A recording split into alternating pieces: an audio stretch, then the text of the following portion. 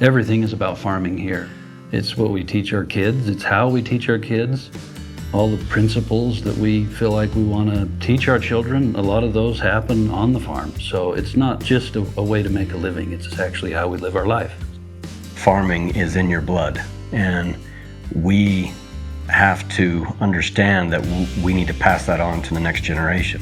A lot of people think farmers just go out and grow their crop and they approach it like they're miners, but they don't. Sure, we grow crops and we sell them, and that's how we make a living, but really one of our main functions is to make sure the land remains sustainable for future generations to come. I've always said that growing potatoes is like growing kids. There's a lot of similarities.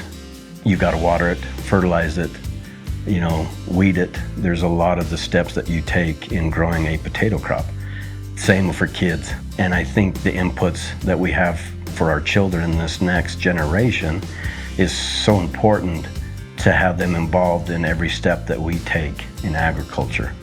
One thing that's impressive with Liberty Go Potato and our co-op and our family is we're looking at 3 and 4 generation farmers, that ground has been passed down from grandfather to father to son.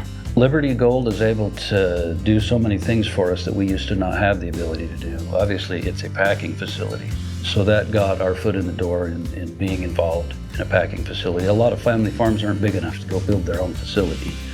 So, forming the co-op with other growers enabled us to do that. But Liberty Gold gives us access to the customer. It used to be we didn't have that connection with the customer. Customers would be buying potatoes from whatever marketing company, and the grower, you wouldn't even know who he was. And I feel like through Liberty Gold and our relationship and the way we've set all that up, it seems to be that we've bridged that gap and we're able to get to know who the customer is and vice versa. At a young age, I was milking cows. We had a little small dairy, and then we had 30, 40 cows on the side and a little 200-acre farm.